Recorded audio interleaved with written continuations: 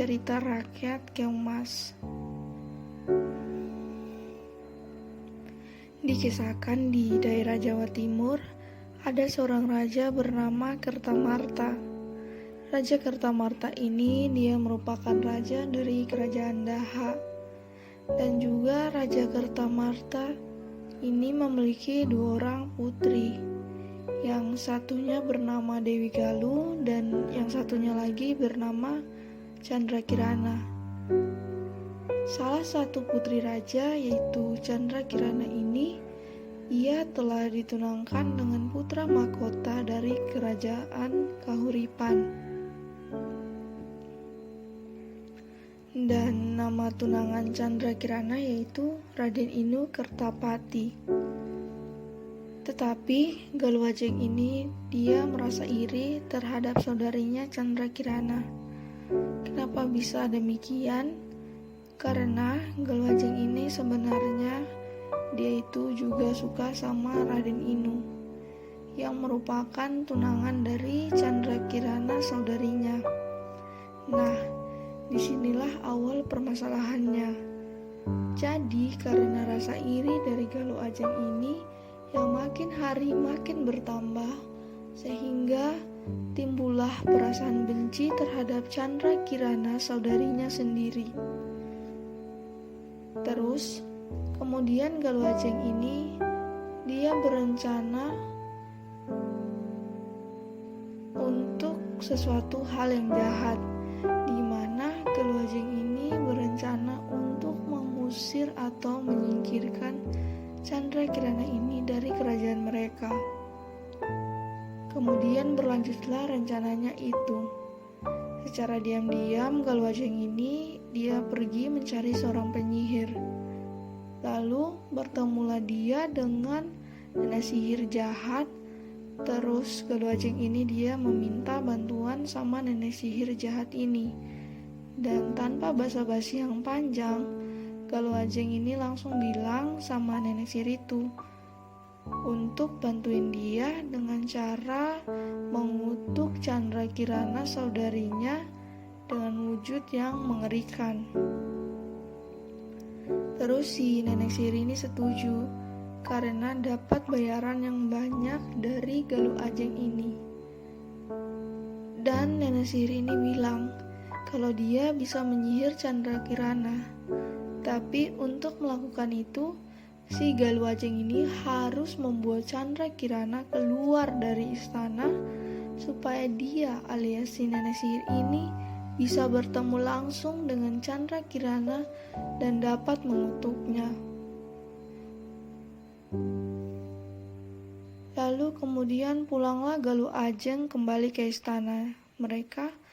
Terus mulai nih si Galuh Ajeng merencanakan rencana yang jahatnya itu, di mana Galuh Ajeng ini dia mulai memfitnah Candrakirana saudarinya, dan fitnah-fitnahannya itu terus dilakukannya terhadap Candrakirana sampai-sampai hal itu membuat ayah mereka sang raja pun terhasut juga.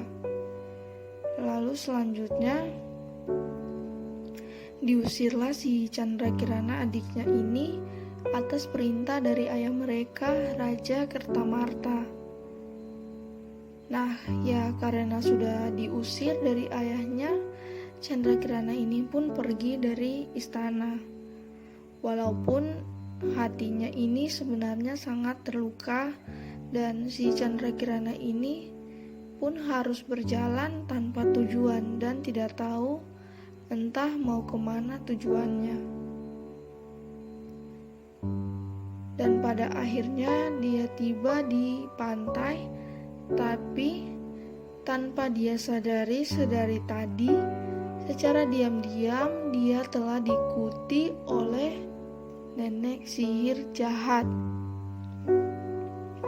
Lalu tiba-tiba nenek sihir jahat yang membuntuti Candrakirana ini tiba-tiba muncul ketika Candrakirana tiba di pantai, dan posisinya saat itu cuma mereka berdua saja dan tidak ada orang lain selain mereka berdua. Dan si nenek sihir ini nih pun menampakkan dirinya di hadapan Candrakirana. Dan langsung dia mengucapkan mantranya, terus dia bilang sama Candrakirana, jadilah keong emas. Dan tiba-tiba mempan gitu sihirnya, si Candrakirana ini pun jadi keong emas. Lalu dibuanglah keong emas itu alias Candrakirana tadi ke laut. Terus nenek sihir ini bilang kalau kutukannya itu bisa hilang jika Candrakirana ini bertemu dengan tunangannya. Dan beberapa waktu telah berlalu cukup lama. Dan suatu hari ada seorang nenek yang sedang mencari ikan.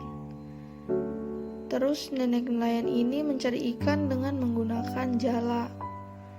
Dan pas diangkat jala yang ditebarnya itu, ada keong emas yang tersangkut di jala si nenek nelayan ini. Lalu si nenek nelayan tadi nih, dia bawa nih keong emas ke gubuknya. Awalnya sih si nenek ini mau masak keong emasnya, tapi tiba-tiba dia berubah pikiran lalu memelihara keong emas tersebut. Karena dia melihat keong emasnya cantik dan dari segi cangkang dan sebagainya cantik. Lalu keong emas tersebut ditaruhnya di dalam tempayang. Terus nenek nelayan ini memberikan makan kepada keong emas itu. Keesokan harinya si nenek nelayan ini dia pergi lagi, tapi dia tidak mendapatkan seekor ikan pun. Terus nenek nelayan ini pulang ke gubuknya. Tapi begitu ia buka pintu gubuknya, pas dia masuk, dia sangat kaget karena sudah ada makanan di rumahnya. Walaupun dia sangat bingung saat itu, tapi apalah daya dia juga sangat lapar. Lalu dia makan semua makanan yang tersedia. Dan setelah makan, dia baru sadar kalau rumahnya sudah sangat rapi juga. Dan pikirannya mulai jernih kembali, lalu bertanya-tanyalah si nenek nelayan ini tentang siapakah yang memasak dan mengurus rumahnya selama ia tidak ada sepanjang hari di rumah. Dan hal yang sama terjadi di beberapa hari berikutnya. Lalu makin penasaranlah si nenek nelayan ini. Kemudian keesokan harinya, pagi-pagi nenek nelayan ini pergi ke laut lagi. Namun kali ini dia tidak benar-benar pergi, melainkan ia kembali lagi ke rumahnya. Dan benar saja kecurigaannya, ternyata keong emas yang didapatnya beberapa hari lalu ternyata merupakan suatu jelmaan, dan sosok asli dari keong emas itu adalah seorang wanita cantik yang alias Candrakirana. Kemudian nenek nelayan ini menegurnya dengan bertanya, "Kamu berasal dari mana, putri cantik?" Terus Candrakirana alias wanita jelmaan keong emas tadi, dia pun menjawab, dia bilang kalau dia adalah putri dari kerajaan Daha yang disihir menjadi keong emas, dikarenakan saudarinya yang iri padanya dan meminta bantuan penyihir jahat untuk mengutuknya.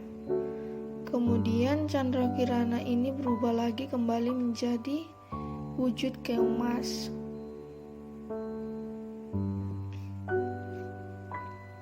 Sementara itu, Pangeran Inu Kertapati yang mendengar kabar bahwa tunangannya Candrakirana hilang, dia tak tinggal diam.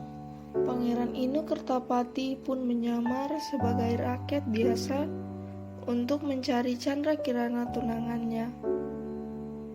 Nenek sihir yang mengetahui penyamaran Pangeran Inu Kertapati pun mengubah dirinya menjadi seekor burung gagak dan terbang mendapati Raden Inu Kertapati.